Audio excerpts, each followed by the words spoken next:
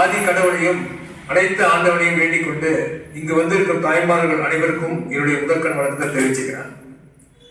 முதல்ல நேற்று மருத்துவ குறிப்பு சொல்லியிருந்தேன், அதை நாளைக்கு சொன்னேன். இன்னைக்கு ஒரு முக்கியமான விஷயம் சொல்றேன். இப்ப நாம யாரு, நாம எங்கிருந்து வந்தோம் கொஞ்சம் சொல்லுங்களேன். அம்மா வயிற்றுல இருந்து வந்தோம். தாய் வயிற்றுல இருந்து வந்தோம். மானிட பிறப்பு. அதாவது ஃபர்ஸ்ட் என்னன்னா, இப்ப நம்ம பிறப்பதுக்கு முன்னாடி எங்க இருந்தோம்னா, இப்ப ஏன் குழந்தை பிறந்தவொடனே அழுகுது? அது உள்ள இருந்து வெளியே வந்தோடனே அதனுடைய புது உலகத்துக்கு வந்தனால அழுகுது.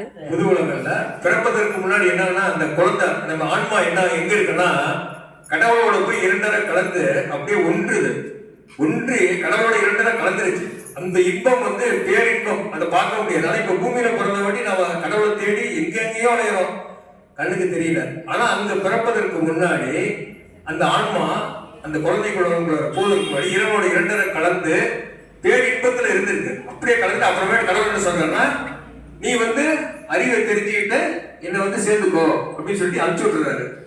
அது நேரா என்ன பண்ணுதுன்னா, அங்கிருந்து நேரா வந்து இந்த உடம்புங்கிறது என்னன்னா ஒரு வீடு. இப்ப நம்ம ஒரு புது வீடு வாங்கி என்ட்ரன்ஸ் உள்ள என்ட்ராயிடுவோம்.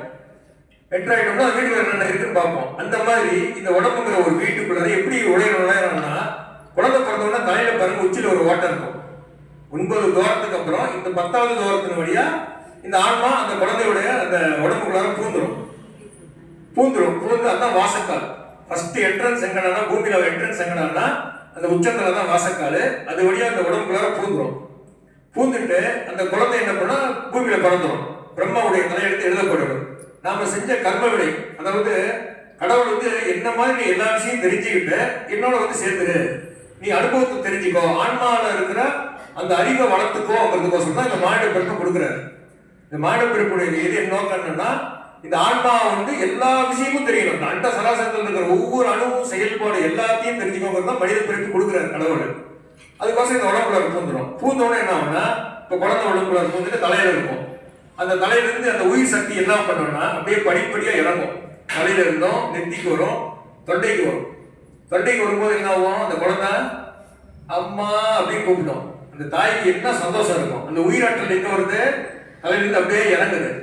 அப்படியே அம்மா இங்க தொண்டைக்கு விசுக்தி, ஆக்னை விசுக்தி, அப்புறம் அனாதகம் வரும்பொழுது படிப்பு கல்வி கழிச்சுடுறோம். அப்படியே ஒவ்வொரு படியா இறங்கி இப்ப பெண்ணுக்கு பாத்தீங்கன்னா ஒரு 10 வயசுல அல்லது 12 வயசுல பெரிய மனுஷ ஆயிட்டோம்னு சொல்றோம். அந்த உயிராற்றல் என்ன பண்ணுன்னா, அந்த தலை வழியா ஒவ்வொரு, அதாவது ஆதார சக்கரம் இருக்கு, ஒவ்வொரு சக்கரத்திலையும் அப்படியே இறங்கி இப்ப குழந்தைய பார்த்தோம்னா ரொம்ப சந்தோஷமா இருக்கும்.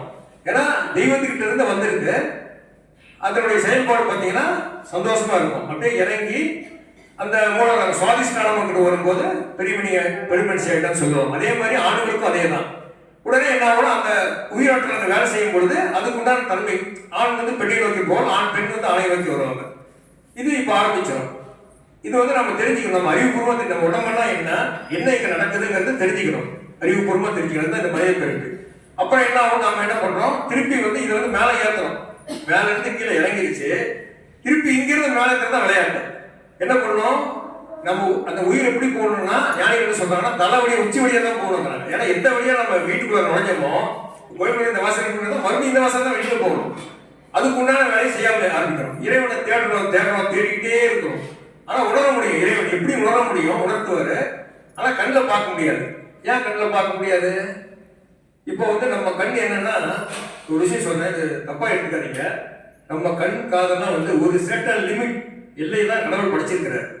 உதாரணத்துக்கு ஒரு ரோஜாப்பூ இயற்கையில விரிக்கும், அப்படியே மலரும். அந்த சத்தம் பார்த்தீங்கன்னா 50 பீரங்கி வெடிச்சுன்னா என்ன சவுண்ட், அந்த சவுண்ட் ஆகலாம். அதை கேட்டா என்ன, நம்ம காது டெஃப் ஆயிடும், முடிஞ்சிச்சு, காது அவுட்டு.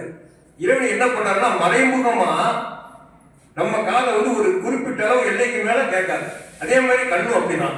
இந்த உறுப்பு படைச்சு நம்மளை அமிச்சிட்டாரு. இப்ப நீங்க எல்லாம் பாடுறீங்க, இறைவனை நிக்கிறாரு, என்ன இப்படி பாக்குறாரு, நம்ம கண்ணு தெரிய மாட்டார். ஏன்னா நம்ம அந்த தகுதியை வளர்த்துக்கணும். அதுக்கு மெயின் உணவு, மாமிச உணவு இருக்கக்கூடாது, ஒழுக்கம் இருக்கணும். அதெல்லாம் ஃபாலோ பண்ணோம்னா அந்த லைஃப் போகும். இறைவன் தான் சொல்றாரு. இறைவன் நான் எப்படி இருக்கிறேங்கிறது தான். நான் எத்தனையோ புக்கு படிச்சிருக்கேன், செவியுடைய கேட்டிருக்கிறேன். வரலாறு தெளிவா சொல்றாரு. இறைவனுடைய குணங்கள் என்னங்கிறத ஒழுக்கம், முதல் வந்து ஒழுக்கம் உயிரினும் ஓப்படும். ஒழுக்கம் ஃபர்ஸ்ட், அப்புறம் உணவு, அப்புறம் பக்தி. அதுக்கப்புறம் முதல் வந்து ஒழுக்கம் தான் சொல்றாரு. ஒழுக்கத்துக்கு அப்புறம் தான் இந்த உணவு. இந்த ஒழுக்கத்திலேயே இந்த ஜீவகாரணியமும் வந்துடும். வீடு நாளை சொல்றேன்.